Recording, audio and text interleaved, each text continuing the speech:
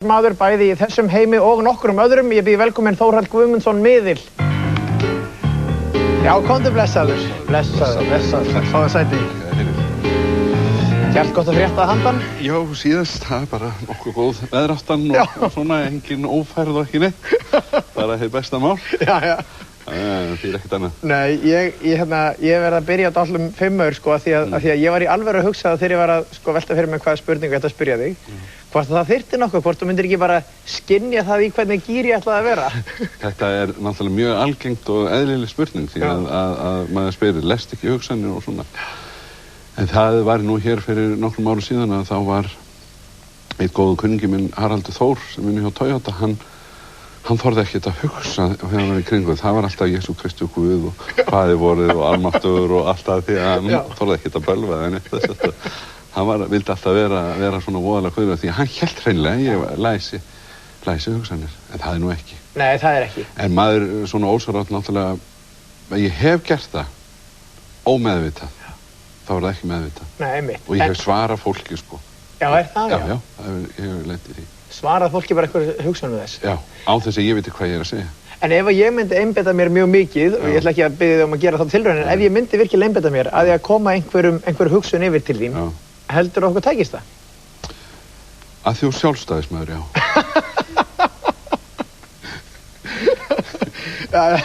Látum þetta tala. Já, það er búið, afgreiða það. Eru þeir svona einfaldir að auðvelt að lesa þá? Það er þín orð, ekki mín. Heyrðu, en hérna, þið sem að hafið þessa gáfu, eða þennan hæfileika, eða hvað við höfum að kalla það, eruð skilst mér misjöfn að þið eru mörg. Það er ekki eins og þú ert bara miðill eða þú ert skyggn og þá bara eru allir eins þar. Hvað nákvæmlega sér þú? Sko, þegar ég er að vinna, eins og til þess að þú myndir koma til mín á einkafund, þá heyri ég, sé, finn og skynja það sem kemur að mér. Ég heyri mikið. Dulheyrnin var það sterkasta sem að var, svo kemur skyggnin. Ég heyrði margar raddir og það er oft sagt að maður heyri raddir og það er sagt með svona sjúklinga að þeir heyri raddir en í sumum tilfellum og í þessu tilfellum þá var það þannig að ég heyrði mikið af röddum þegar ég var lítill. Þú fyrir ekki, ég er bara átt að maður sá þig, mér sérðu til dæmis bara hérna inni, sérðu þú fleiri en mig? Nei, í þessu tilfelli akkurat núna, því að það er nógu erfitt að einbeita sér að þér, þá ákvað ég bara að loka mig af og ég loka mig af þegar ég er ekki að vinna. Þá er ég bara ég sjálfur. Já, þú getur það? Já, einmitt. Annað væri nú svona útkortið. Óbærilegt? Já. En auðvitað þegar maður fyrir að kannski tala við fólk og svona situr við fram á fólk og maður bara að tala um lífið og tilveruna, þá kemur ýmislegt fram. Já. Það er ekki hægt að neita því, en ég náttúrulega reyni að vera ég sjálfur og innan þeirra vekja gæsalappa sem að það er og ég verð. Já. Ég hef aðeins séð þig að störfum og þekki þið svona pínlítið og ég það sem ég finnst svo merkilegt er að sko, þú ert skemmtilegur og hress og mikill húmoristi. Þegar þú ert að vinna, þá stundum átta ég mér ekki alveg á því sko hvenær þú ert í trans og hvenær þú ert þú sjálfur og svo allt í einu kemur brandari og skildi þessi brandari koma að handan og eitthvað. Akkurat. Sko, þegar ég fór til Bretlands, byrjaði að fara 1989 á Stansted Hall í Bretlandi, rétt hjá Stansted flugvöllin sem núna allir Íslendingar fara. Já. Þar var bresku miðlaskóli sem ég fór í og þar var maður sem var forseti breska sálarsögufélagsins sem hét Gordon Higgins. Hann var frábær miðill. Hann kendi og hann kendi mér, hann sýndi mér að það var hægt að hafa gaman að því að tala við þá að handan. Hann lagði það þannig fram að maður naut þess að hlusta. Hann lagði það þannig fram að maður svona hló eina mínútu, grenjaði þá næstu. Hann hélt manni í hendi sér. Og þegar ég svona var að hugsa hvernig þessi hlutir myndi þróast og hvert ég væri að stefna í lífinu, þá hugsaði mér að það var gaman að koma þessu þannig fram að fólk hefði áhuga á þessu og það virðist vera. Auðvitað þarf maður að hafa léttan húmor þegar maður er til þess að fá fólki til sín og með sér. Því að það versta sem miðill getur lent í, það er dauður salur. Jarneskur dauður salur. Það er alveg hörmung. Og það er eitt af því sem maður verður að gera, maður þarf að byggja sig upp en maður fer aldrei þannig að maður færi út fyrir velsæmismörk á einn eða annan hátt. Að leggja hlutinu fram, til dæmis að fá skilaboð að handan, skilaboð það að Stína frænka sé hérna í kringu þig, auðvitað kæmi karakterinum fram. Og svona léttleiki með til þess, en aldrei til þess að gera neitt þannig að fólk átti sig ekki hvað er hvað. Einmitt. En orðaða hlutina þannig að þú takir eftir það sem er að segja við þig. Þannig að þú grípur það. Einmitt. En það fær ekki inn og út. Einmitt. Og það er skemmtilega við að maður reynir alltaf að gera hlutina og láta hlutina skemmtilega. En það finnst mér mjög gaman og ég hef notið þess að vera í þessu starfi, ég fæ mikið út úr því. Þú hefur óhræddur við að fara með miðilsgáfuna út á meðal fólks eða svo má segja og skulum sjá brot af nýjasta dæminu, sjónvarpsþátt sem þú ert að gera núna í vetur. Kíkjum á brot úr því áður en við tölum það. Okay. Já. Og þið voruð í sitt-hvora herberginu og náttúrulega á sitt-hvora skrifborðinu og tengist einhver við kona sem er farin sem er á lífi sem heitir Helga.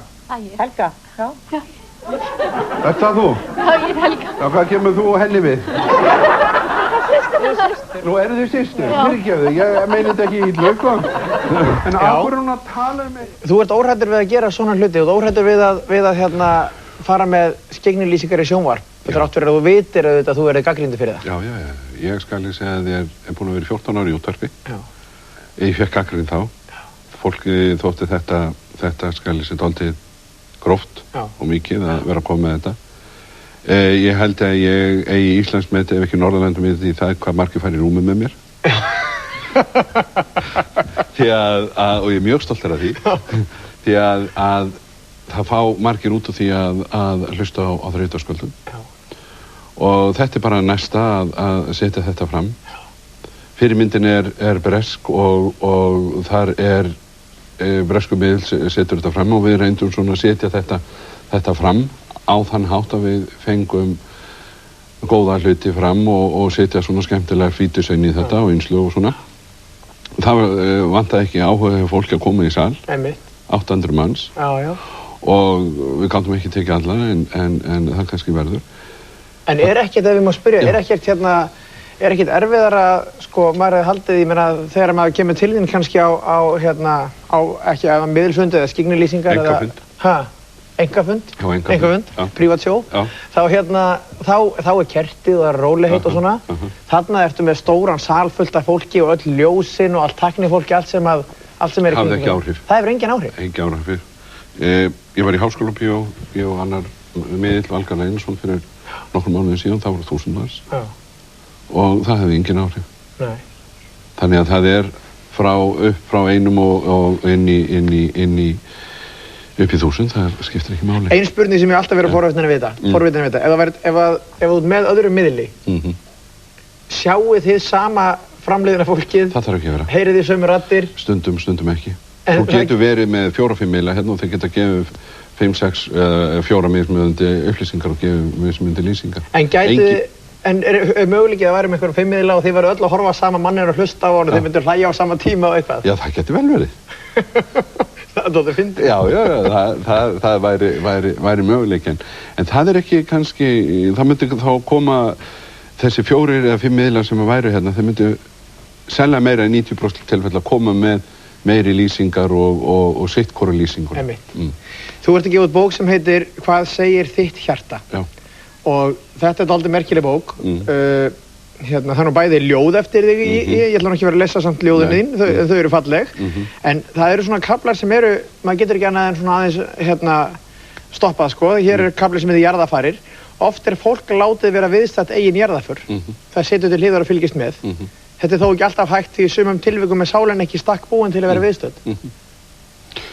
Þessi bók, hún hefur dálítið sérstakann grunn og þannig var að ég fluttist norður til Akureyrar fyrir nokkrum árum síðan, eða út á Svalbarðseyri og þar var ég með stoppsett í bænahring og við sátum alltaf mánudagskvöldum og sátum þannig í hring, bænahring, ég féll í trans og þær spurðu stjórnandann spurningar og þetta er útkoman úr þessari spurðu stjórnandann minn, þegar ég fell í trans þá kemur annar í gegn þegar þú talar stjórnandan, við þurfum bara að ljúka þessu hérna, talar stundum útlensku, þess að þegar einhver talar í gegnum þig útlenskur? Nei, Gísli minn, ég tala íslensku.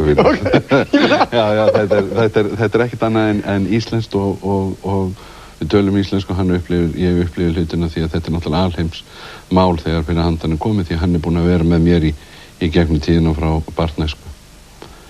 En svona þetta bara. Já, einmitt. Já. Takk fyrir þetta, Þórhallur. Það gaman að tala þetta og hérna á fróðlegt. Það alveg sama hvar maður lendir og hvernig maður fer. Það aldrei hægt að fullklára talið lífið og tilveruna. Einmitt. Það alveg sama hvar það lendir. Og við höldum áfram í því, það bara að koma inn fleiri gestir hérna og sko lifandi gestir, kannski einhverju fleiri sem bætast við. Ég ætla að kalla inn hérna mann sem átti eitt allra vinsælasta lagið á Rás 2 í sumar. Lagið heitir Húfan, hann hefur sjálfur ekki sést mikið en heitir Guðjón Rúdolf. Ég ætla að kalla hann hérna inn áður en hann fer yfir á tónlistarsviðið og leyfir okkur að heyra þetta feiki vinsæla lag. Guðjón Rúdolf. Já, blessaður sæll. Blessaður, velkomin háttinn, gaman að sjá þig. Blessaður. Góða sæti. Þú ert þessi merki maður Guðjón Rúdolf sem átt lagið Kare, kare, kare, kare, húfan mín. Já, eiga. Ég skilst þetta sé orðin þjóðareign. Já. Ég held að þetta lag hafi verið spilað á klukkustundafresti alla verslunarmannahelgina hérna í sumar. Bara vegna fjölda óska. Já, það var gaman að því. Maður er náttúrulega svolítið fjær í ganni, sko. Ég bý í Danmörku. Og svona frétti af þessu og svona átti nú erfitt með að trúa því. En þegar ég heyrði það að það var verið að stela honum, sko, það var nú það verðmætur að fólk dætti í huga að stela honum, það fannst mér að nú orðið ansið gott, sko. Stela hverjum? Disknum. Nú var fólk að stela honum, já? Frá hvort öðru. Já, gott og vel. Þá er þetta orðið eitthvað. Þú ánægð með það, já? Já, það var það besta sem ég heyrði, sko. En talandi diskir, þetta er bara eitt lag af 10 lögum á þessum ágæta disk Minimania. Já, það eru mörg góð lög á þessum disk. Já. Mjög góð. Og þegar ég fór að fletta honum upp, þá kemst ég að því sem að þú hefur ekki verið að fara hátt með, að hann er tilnefndur til það sem heitir heimstónlist. Já, Verdensmusikprísin í Danmörku, já. Er það ekki feikilegur heiður fyrir ykkur? Það er rosalegur heiður og ég kvítnaði nú bara allur upp þegar ég heyrði þetta, sko. En ég er náttúrulega ekki einn í því með þennan disk. Nei. Ég er með góðan mann með mér þarna. Já, hann Þorkell. Þorkell Atlason. Já. Mikill snillingur. Já. Hann fer í gegnum þetta rusl mitt allt saman og finnur þetta nú ágætt, sko, og setur þetta upp í 500 hringnum. Við erum með, sem sagt, 500 hringinn sem er, sem sagt, allir hljómar, dúrar og mollar á þessum disk, nema einn sem er svona kannski gestaþraut fyrir þá sem hafa tóneyra. Og er það þessi diskur Minimania? Já. Herðu, ef við ekki bara vinda okkur í Þorkell bíður eftir þér á sviðinu, ef við ekki vinda okkur í að heyra húfuna, þú varst nú tregur til að spila hana þegar þú segir þessi önnur betri lög á diskinu. Já, þessi húa lendi bara þarna með það því að vantaði sétur. Við skulum gera það. Fáum að heyra húfuna, takk fyrir komuna, gaman að sjá þig. Takk. Blessaður. Hvað segir Þórhallur, ert þú ekki, hlustar þú mikið á tónlist? Já, gerir það. Já? Gerir mikið. Hvernig tónlist? Ég eiginlega er svona alæta. Ekki dauðarokk, nei. Nei, ég hlusta ekki svona þungarokk eða svona háa eða svona, það er svona klassíska tónlist hlusta ég mikið á og svona, ég er alæta. Þú verður hrifin af húfunni? Já, örugglega. Húfuna með Guðjón Rúdolf og félögum.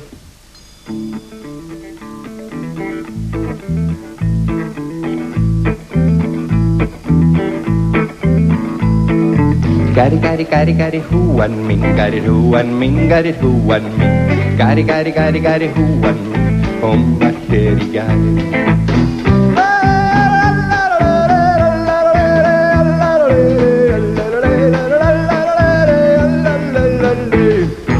Gari gari gari gari peysan mín, gari peysan mín, gari peysan mín, gari gari gari gari peysan mín, hún var hér í gær.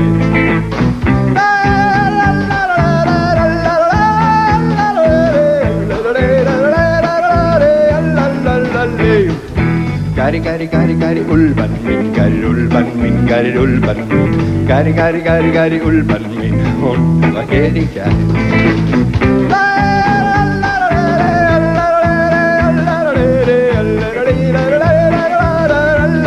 Hver hefur tekið bomsuna mínar, bomsuna mínar, bomsuna mínar? Hver hefur tekið bomsuna mínar, þær voru hér í gær?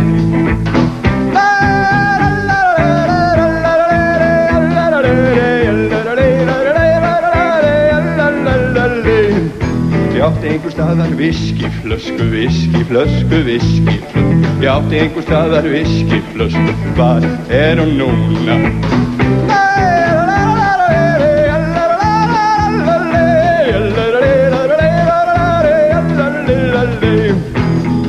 Hvar er konan mín, hvar er konan mín, hvar er konan mín? Hvar er konan mín, hún var hér í gær.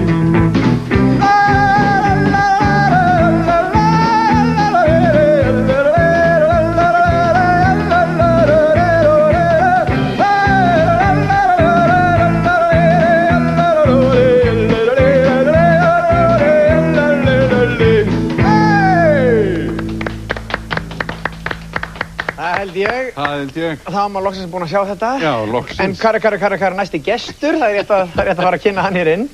Næsti gestur okkar var landsliðsmaður í fótbolta. Hann var vinsælt karlmódel, þó sem hann vilji sjálfsagt ekki minnist á það. Og ekki minnkuðu vinsældirnar þegar hann var metsöluhöfundur ár eftir ár þegar hann fór að skrifa bækur. Heldur minnkuðu þó vinsældirnar þegar hann tókaði sér óeigingjarnt starf fyrir tóbaksvarnanefnd. Við skulum fá hingað inn Þorgrím Þráinsson. Blessaður og sæll. Velkomin í þáttinn. Blessaður. Gaman að sjá þig. Jæja, sem vinnur verðis. Er þetta ekki rétt hjá mér? Er ekki hérna... Jú, þetta er alveg rétt. Þú varst hversmanns hugljúfi og vinsæll maður í öllum hópum og síðan tekur að þér að verða óvinnur reykingamanna nr. 1. Ég veit það ekki, sko, það er... Eða vinnur þeirra. Já, eða vinnur þeirra. Þú veist hvernig þetta er, sko, slæmu rættirnar heyrast hátt, en hinar, sko, sem eru hlintað mér, þær þegja. Það er alveg horrið. Þú veist hvernig þetta er. Já, ég veit alveg hvernig þetta er. Stend alveg með þér í þessu öllu. En þetta er áhugaverð starf engu að síður, bara frábært að geta verið að boða betri heilsu fyrir þjóðan. Þetta snýst fyrst og fremst það. Einmitt. Og við höfum alltaf sagt að forvarnir nr. 1, 2 og 3, að krakkarnir byrja ekki að reykja, þetta snýst að sjálfsögum það. Og hvernig gengur það stríð? Og það gengur þannig að við getum ekkert huglagt mat á þetta, hins vegar eru bara skoðanakannanir og þær sýna að það eru 40% færri ungmenni sem reykja núna en fyrir 5 árum. Er það? Það er bara staðreyndir, ekki rétt? Jú. Þannig að við getum ekkert að skröka með það. Nei, einmitt. Þetta er frábær árangur. Já. Fullorðna fólki er kannski skiptir öðrum máli, en það er líka niður á við. Einmitt. En þessar raddir sem ég er alveg sammála, þetta er ekki stór hópur, hann er hávær sem er að gagnrýna þig. Já. Áttirðu vonaði, bjóstu við því að þú yrðir jafn mikið fyrir aðkasti þeirra og raun hefur orðið? Ég held að fólk átti sig ekki alveg á því að, sko, margir halda í sig í sjálfboðinu. Já, einmitt. Að ég sé bara svona einhverju heilagu stríði. En staðreyndin svo, ég er náttúrulega bara að vinna fyrir heilbrigðisráðuneytið. Ég mæti í vinnuna og langar til að gera einhverja skemmtilega hluti, en þess fyrir utan kemur mér sko ekkert við hvort fólk reykir eða ekki. En eru mér ekki feimnir að fá sér sígaretta fyrir fram að þig? Ég finnst eiginlega óþægilegt að mæta reykingafólki, vegna þess að fólk er svona að fela þetta. Þannig að ég verð jafn vandræðalegur. Já, einmitt. Mér finnst þetta óþægilegt. Já, en þú hefur aldrei reykt sjálfur eða eitthvað? Nei, ég lausi það. Nei, akkurat. Við erum saman í því. Ekki þessu lífi. Nú, hvað veist þú? Herðu, ég nefnilega þegar ég var að hringi því, þá tók ég eftir að þú varst ekki í símaskrána og ég lagði strax saman 2 og 2 einmitt. Hann getur ekki verið í símaskrána sem aður, það væri reykingamennir að vera hringjandi alveg stöðugt alla nætur. Er það þannig? Er það ástæðan fyrir þetta? Hvað viltu að ég segja þér? Ég bara allt saman. Ég verð að viðurkenna það, sko, þegar ég hef þurft að svara fyrir einhver mál og verið í fréttum, þá hefur verið mikið ónæði helgar. Ekki frá fullorðnu fólki, heldur kannski frá ungu fólki. Og þar sem kona mín er fluffreyja og það er ofta að vakna eldsnemma, þá gengur það ekki verið að vakna upp á nóttin og svara fyrir einhverja blammeringar. Þannig ég bara tók mig út úr símaskránni, tímabundið, en auðvitað nær fólk í mig sem langar til að skamma mig. En það er líka fólk nær líka í mig sem langar til að hrósa mér. Það gerist bara allt og sjaldan. Það er miklu sjaldnar en hitt. Já, ég gera það núna. En ég er samt vanur mótlætin úr sportinu. Þegar maður er búinn að fara í gegnum erfiðan íþróttaferil, þar sem maður er alltaf að hlaupa á veggi, að þá bara lífið er bara þannig. Það er ekkert alltaf meðbyr. Það var ekki jafn erfitt hjá Valsurum þegar þú varst að spila eins og það núna. Þá voru það bara bikarar dag eftir dag og mjög skemmtilegt. Nei, þetta er svona, það eru sveiflur þess eins og öllu öðru. Já, lítur á þig að því að minnist á íþróttaferilinn, þú ættir glæsilegan feril, varst fyrirliði Vals, það verður engin valsari lyft Íslandsmeistaratitlinu síðan þú varst þarna. Nei, ég vona að það fara að gerast eins og 1987. Já, lítur á þig að það því margir sjáðu þetta sem íþróttamann, finnst þér ennþá að vera bara íþróttamaður Þorgrímur Þráinsson, eða orðinn rithöfundur Þorgrímur Þráinsson? Ég er mjög klofinn persónuleiki, ég viðurkenni það fúslega. Mér finnst óbúslega gaman í sporti og stunda það mikið. Það sem þykir skemmtilegt er að skrifa, en ég þarf alltaf að gera það bara á kvöldun og helgar í ljósi minnar vinnu. Þannig að ég sé að vissu leyti eftir að hafa hætt snemmi í fótbolti, hætti 31 árs, að meðan félagi mín nánast að spila til fertugs eins og Guðni Bergs, frábær íþróttamaður. En ég hafði bara annað tekið við. Eins og ég nefndi á hann, lífið kaplaskipt, íþróttir, tóbaksvarnir, bækur. Þannig að ég er ekki búinn að stíga inn á það svið sem ég langar mest til að vera á, sem eru skrifin. Það gerir seinna. Já, einmitt. Þrátt fyrir mína 17 bækur, skilurðu. Einmitt. 17 bækur. Það er bara svona hliðar. Þú búinn að skrifa 17 bækur? Já, ég búinn að gera það. Menn held ég átt að segja ekkert á því. Nei, ég ger svo margt í kirkni. Hvernig með þig, Þóroddur, varst aldrei í íþróttum? Nei, jú, sundi. Þú varst í sundi? Já, æfði með ægir. Kaffsundi aðalega, eða ekki? Jú. Er mann rétt? Nei, það var nú ekki kaffsundi. Ég var í sundi og æfði með ægir. Já, já. Og ég fekk alveg óskaplega miklu útrástar. Já, hegi? Já. Hvort að hugsa í sundi? Já, mjög afslappandi. Mikið af framleiðinu fólki í sundi? Ég hef reyndar séð fólk hlaupandi fram og tilbaka í sundi, rétt er það. Er það? Já, já. Lífs og liðis. Já, lífs og liðis. En við erum búin að þekkjast í 20 ár. Nú? Andast mjög oft saman. Já. Af ýmsu tilefni. Og að því að þú nefndir Múhameð áðan, að þá fyrir einhverjum 10-15 ára tók ég viðtal í mannlíf við stjórnendur hans hinum megin. Ef við Múhameð er það... Það er munkurinn minn. Það er munkurinn, já. Þú þekkir hann með nafni. Ég þekki hann með nafni.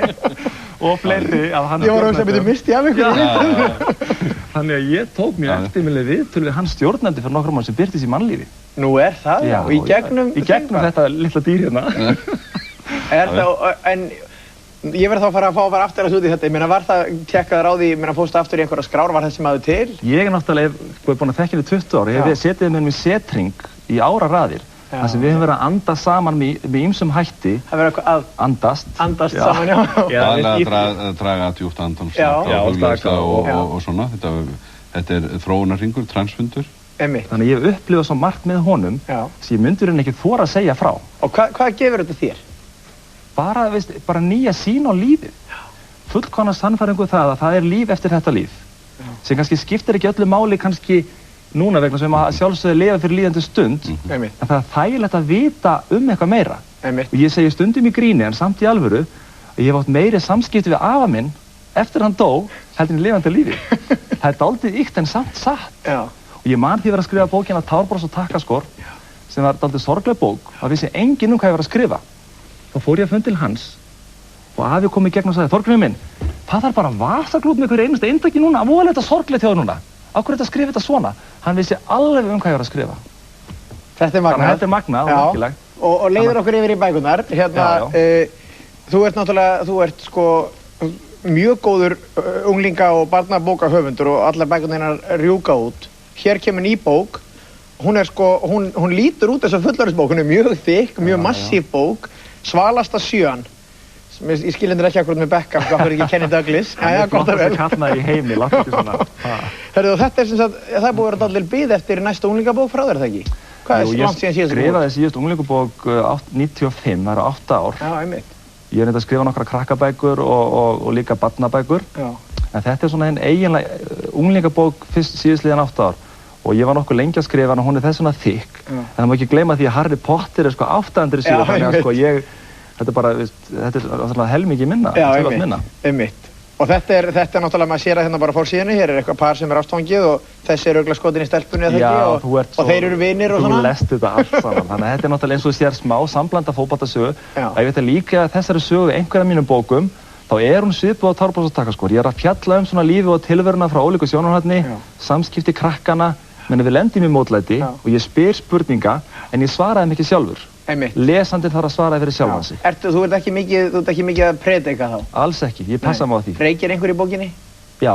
Já? Vondi kallinn? Nei. Eins sem er svona smá hæfileika eins og þessi gæi. Nú er það? Já.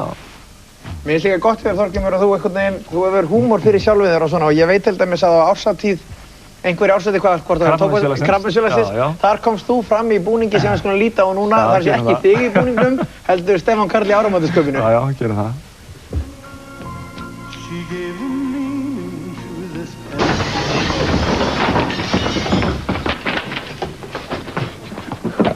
Nei, hæ.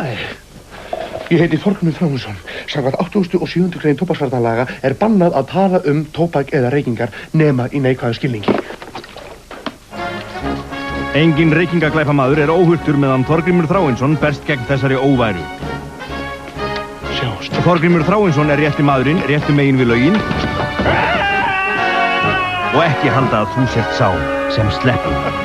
Þetta er náttúrulega gott. Frábært. Og þú, þegar þú sast það í maður gamla skvölda, það er ekkert hvað er ég búinn að vera að gera? Nei. Mér brá, en mér finnst þetta frábært. Já. Gott hvernig náðu maga af honum. En ég hefði viljað leika í einni innkomu sjálfur. Þetta voru 3 innkomur, húmor hafi mikið einni sjálfan. En þú gerði það bara sjálfur á Krabbameinsfélaginu? Já, ég gerði það. Fætt lánaði búningin? Já, mjög skemmtilega. Ég veit ekki hvort að tónlistarmennir sem eru í næsta atriði hafa húmor fyrir sér, ég ætla að fara yfir og aðtöga það. Það er komið 10 manna band hérna á sviði við hliðina, ég ætla að rölta þangað svo kem ég aftur. Þið hingrið hér á meðan. Já, við þurfum ekki. Já, komið blessaður og sælir. Blessaður og sælir, velkomin í þáttinn. Takk. Herru, þú varst hér góðu gestur svipað leyti í fyrra með frábæra plötu sem heit Kúbanska, með svona kúbverskri sveiflu. Nú er það Havana. Það var svona íslensk kúbanska sveiflan. Nú er þetta ennþá meiri kúbansk sveifla því ég tók hann upp með kúbansku músikantum í Havana í sumar. Og svona satt nær uppsprettun ef þannig má orðið komast.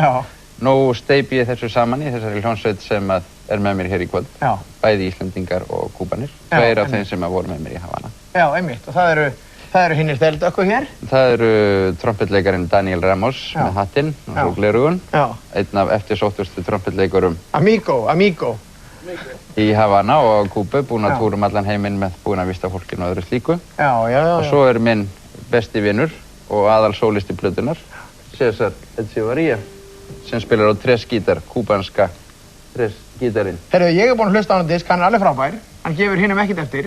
Mér finnst það sama á þér. Já, við viljum að heyra hérna fyrst lag nr. 2 á honum, Daiquiri. Daiquiri. Þá frægi kúbverski drykkur. Nákvæmlega. En menn geta séð ykkur, er það ekki í kvöld á Akureyri? Við erum á Akureyri í Ketilhúsinu, 9:30, núna á laugardagskvöldi og annað kvöld, sunnudagskvöld á NASA í Reykjavík. Hvet bara alla til að mæta. Fáum Daiquiri núna og svo annað eftir. Flott. Er það ekki Sammi sem byrjar? Það er Sammi sem byrjar. Sammi, takk það burt. Takk fyrir. Ok, takk.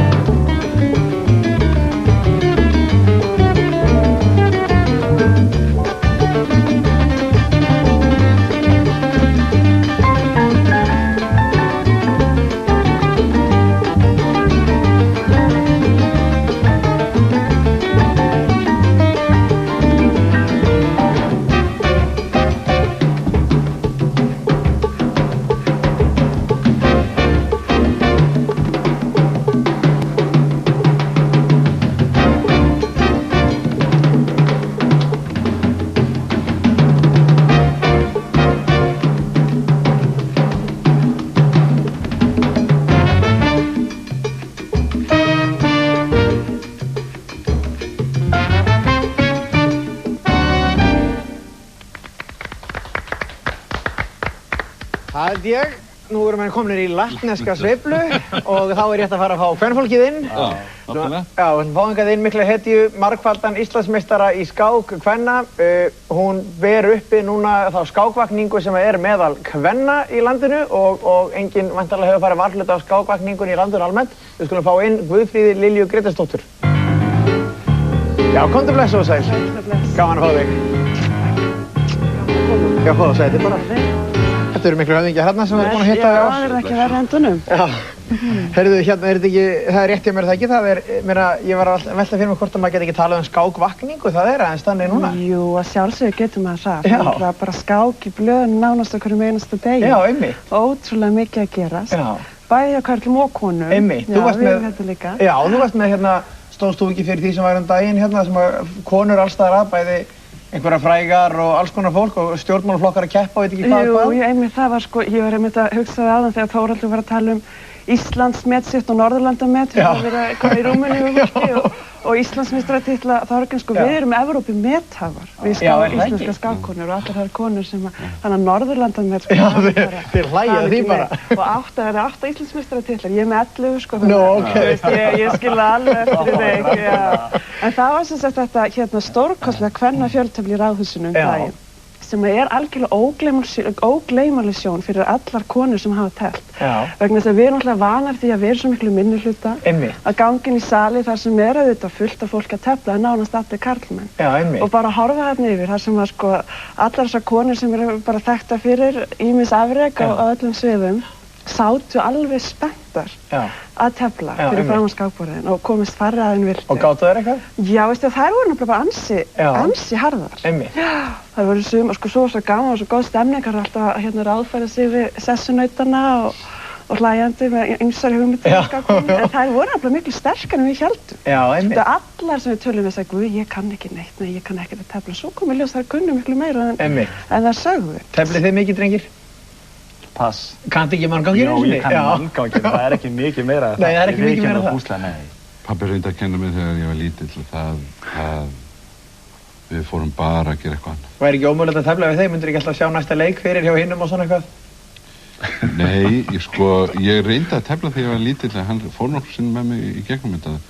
Skák áhugi eða skák menning innan fjölskyldunum var alltaf á Hringbraut 73 þegar að pabbi og fórum alltaf til ömmu Jónínu á Hringbrautina á sunnudagsmótnum. Og þar var Svenni bróðurnars pappa og Dúdda og þau voru alltaf að tefla. En getur ekki látað einhverja framliðina skákmeistara að tefla í gegn þig? Ægíslílegt. Alltaf þarna að heyra þetta. Alveg, þetta er algengasta spurningi sem ég maður fær.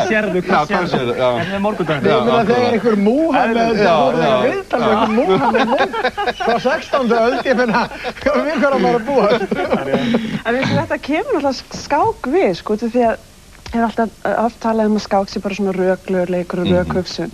En í skák felst líka ofboðslega mikil skynjun. Og jafnvel sko sterkustu skákmenn heims, þeir eru að skýra út af ákveðna leiki segja það var bara tilfinning. Þau geta ekki alveg skýrt út og þeir þurfa alltaf að sjá fram í tímann og hafa mjög sterka skynjun fyrir umhverfinu. Þannig að þetta er ákveðið tengt. Bara þegar þú segir þetta, þá náttúrulega er ekkert annað en að horfa á skákmennina þegar þeir eru tveir fyrir fram á hvern annan. Þá er náttúrulega áran sem við erum með í kringum og þeir eru það sterkir, þeir ná tengingu saman og þá er óskup eðlilegt að þeir fara þá að tengjast við hvern annan og fara þá ósýrátt að lesa hugsanir eins og þú varst að tala um hér fyrir þetta. En kannski trufla líka, Akkúrat. Neikvæðar hugsanir. Og svo tengist þetta allt svo mikið og svo truflaði líka með tóbaksreitnum, munu ekki til það tengist afturinn allur svo myndi lokið. Tökum skák og eftir.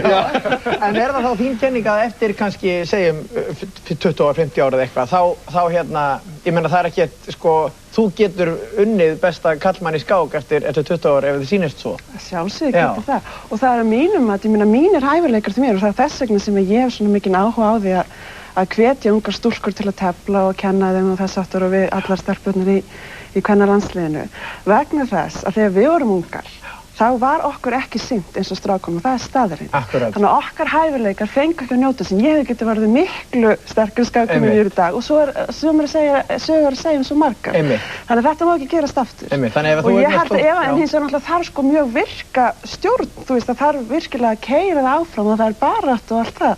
En það er ekki nokkuð spurning að það er hægt. Eftir 20-50 ár hafa verið sterkustu konur Íslands mestu skákmeistarar landsins líka. Þannig að sko dóttir þín gæti hæglega orðið besti skákmaður Íslands. Já, sjálfsögðu. Það er gott, mjög gott að heyra það og setja þessari skoðun. Já. Hvernig er það? Verður þú ekki með svona 300-400% áhorfi vitur á þáttinu þinn? Er ekki allir framleiðinir að horfa? Jú, örugglega. Örugglega. Fólk vil sjá þegar það birtast í þættinum. Nei, þetta er bara, þetta er... Þeir kaupa bókina þeir. Já, nákvæmlega. Þú ert með svo rosalega stóran Marko. Heyrði, við ætlum að ljúka þessu með svona latneskri sveiflu með Tómas R. og félögum. Þakka ykkur sem heimasitið fyrir samfélgina í kvöld. Tómas R., þú slær botnin í þetta. Takk fyrir í kvöld.